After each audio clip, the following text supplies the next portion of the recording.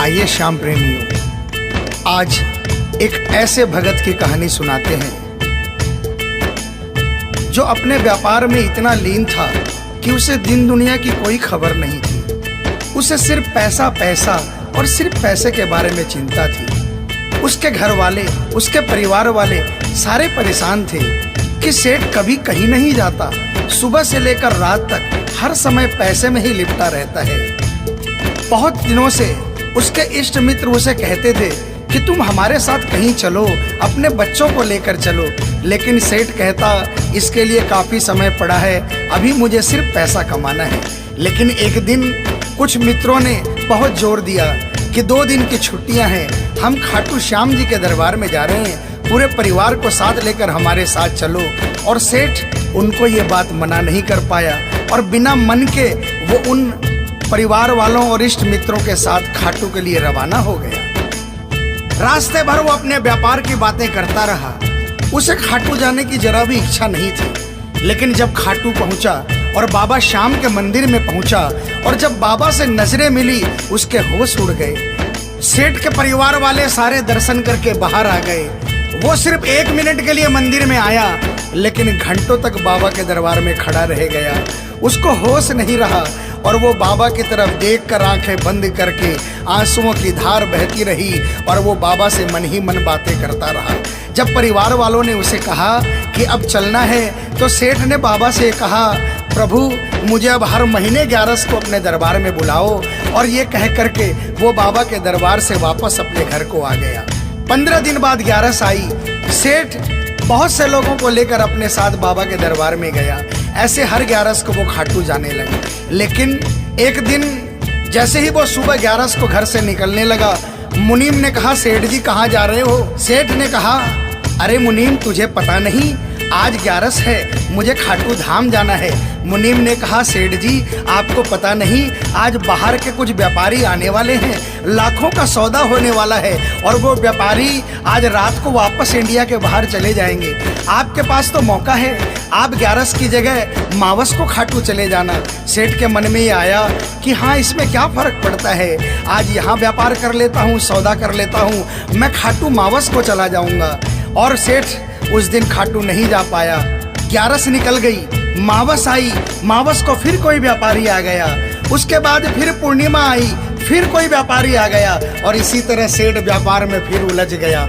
एक दिन रात को सेठ सोया तो उसके नींदों में उसे ऐसा आभास हुआ कि उसे कोई आवाज आ रही है और उसने बड़े ध्यान से सुना।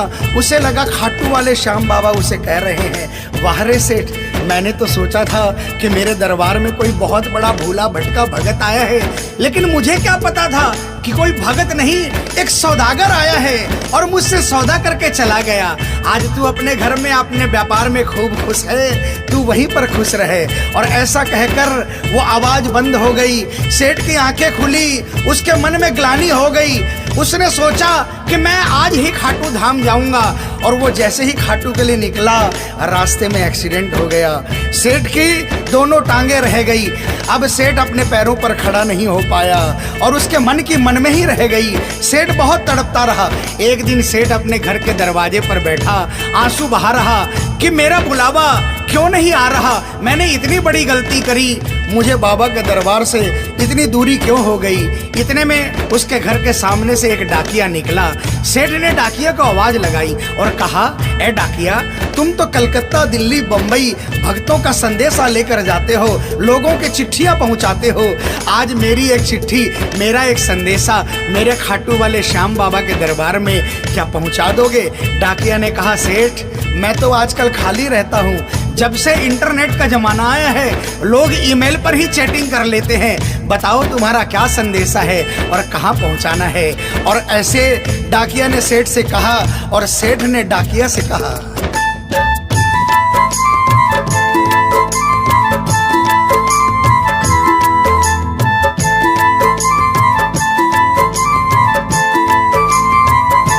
डाकिया जा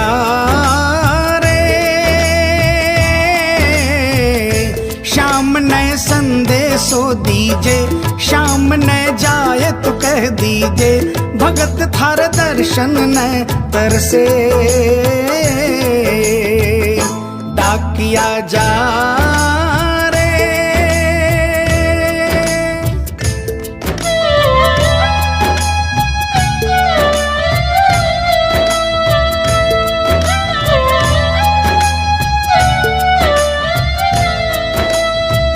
डाकिया ने कहा, सेठ आपका संदेशा तो मैं पहुंचा दूंगा, लेकिन मुझे ये तो बताओ कि आपका संदेशा पहुंचाना क्या है। जहां मुझे संदेशा पहुंचाना है वहां का ठिकाना क्या है। और डाकिया ने कहा,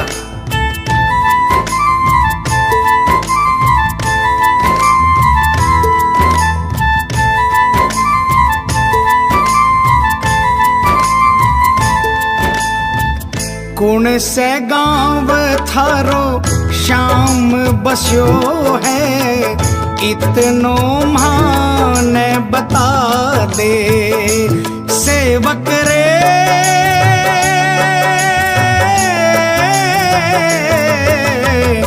घर तेरे पास है कोई निशानी, माने तू दिखला दे। कैया जानूंगा पहचान, मैं हूँ छोरो अनजान। कैया जानूंगा पहचान, मैं हूँ छोरो अनजान। कैया शाम शु होसी मिलन, डाकिया जा रे।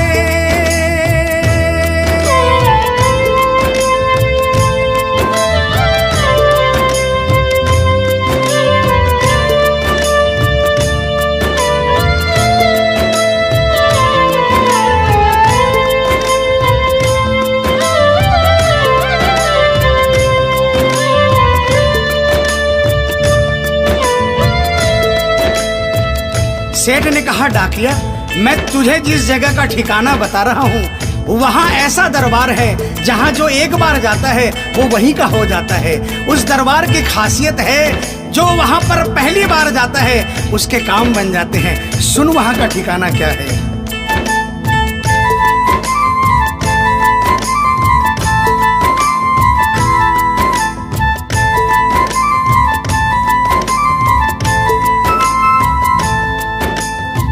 खाटू में है श्याम जी को मंदिर, शिखर ध्वजा लहरावे। डाकिया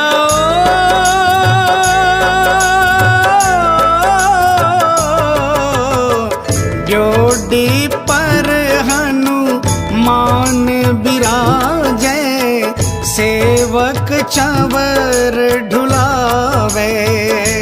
बाके नौबत बाजे द्वार, गूंजे हरदम जय जयकार। बाके नौबत बाजे द्वार, गूंजे हरदम जय जयकार। सज धज बैठो है श्याम सजन, डाकिया जा रे।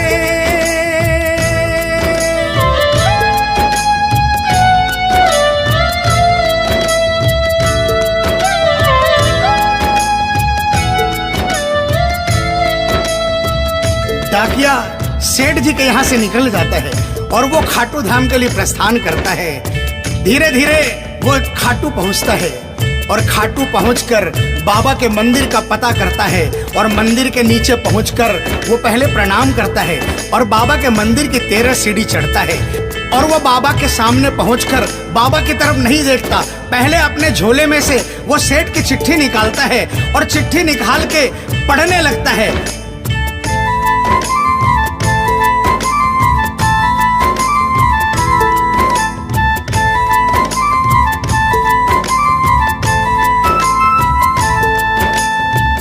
पहुँच गयो दरबार श्याम के, बोलन लाग्यो संदेशो। बाबा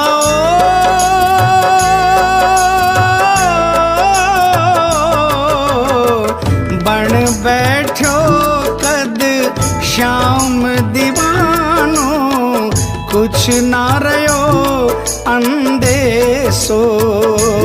आखड़ ल्यासू बरसी धार, जैया सावन की फुहार।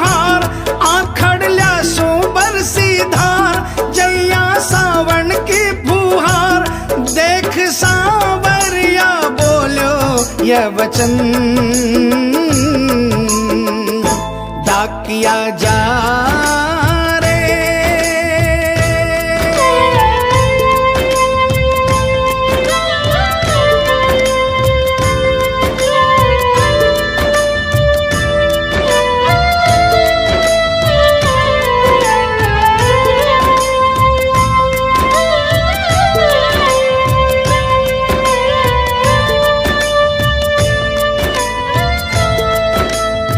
जो ही डाकिया ने सांवरे सेठ की तरफ देखा, उसके होश उड़ गए, उसकी आंखें बंद हो गई, आंखों से आंसुओं की अविरल धारा बहने लगी। उसको ऐसा महसूस हुआ सपने में जैसे कि कोई श्याम प्रभु सिंहासन से उतर कर आ गए। उससे अपने गले से लगा लिया और डाकिया से कहा, कैसे हो डाकिया? डाकिया प्रभु के चरणों में गिर गया, कहा, प्रभु आज मैं धन्य हो गया, इतने वर्षों तक आपके दरबार नहीं पहुंचा, आज सेठ जी के कारण मैं आपके दरबार में पहुंच गया। अब मुझ पर इतनी कृपा कर दो, मुझे अपनी शरण में रख लो। लेकिन बाबा ने कहा, नहीं बेटा, मैं तुझे अपनी शरण में रखूंगा, लेकिन अभी तुझे मेरा एक छोटा सा काम करना है। जिस सेठ ने तुझे ये संदेशा देकर भेजा है, अगर उसके पास मेरा जवाब नहीं गया तो वहां जीते जी मर जाएगा।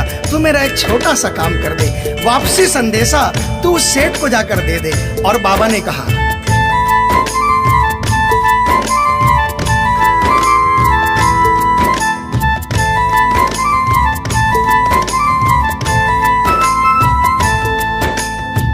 कह दीजिए तू जाए सेवक ने तेरो बुलावो आसी। सेवक रे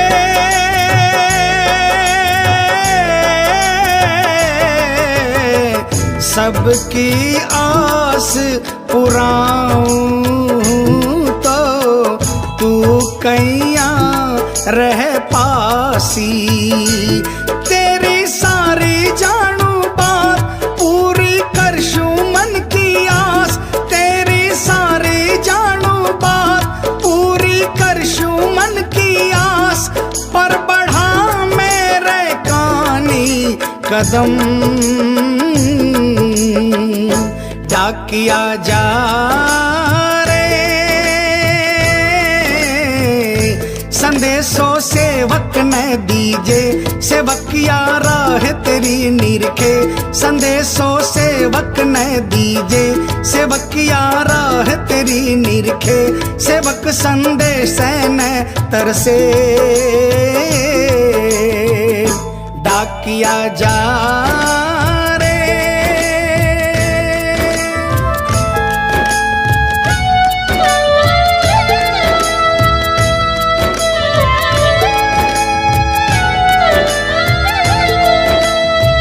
डाकिया श्याम प्रभु के चरणों में प्रणाम करके वापस निकलता है और वो आधी रात को ही सेठ के शहर में आ जाता है। अब डाकिया को इतनी जल्दी थी कि उसने आधी रात नहीं देखी और उसने जाकर सेठ के दरवाजे की घंटी बजा दी। उस दिन सेठ के घर में कोई नहीं था, सेठ अकेला अपने बिस्तर पर पड़ा था।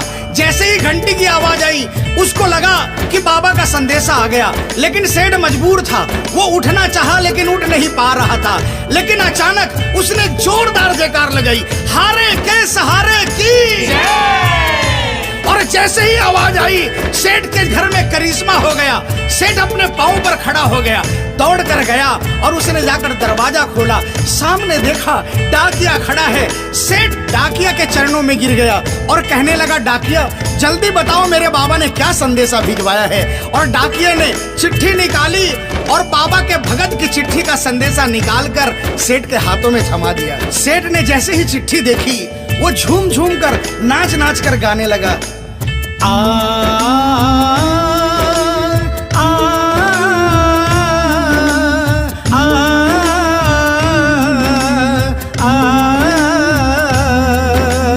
आ चिट्ठी आई है, चिट्ठी आई है, चिट्ठी आई है, चिट्ठी आई है, चिट्ठी आई है, खाटू से चिट्ठी आई है। बड़े दिनों के बाद मेरे श्याम धनी को आज, अरे बड़े दिनों के बाद मेरे श्याम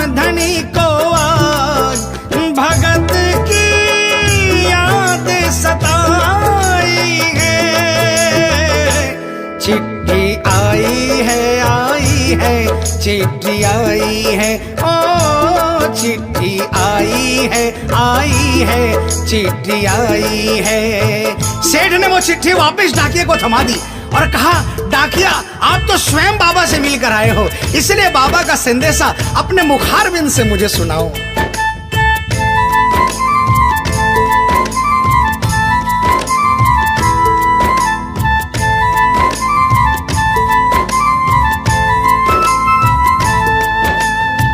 सुन संदेशो सांवरिये को, मनड़ो घणो हरसायो। बाबा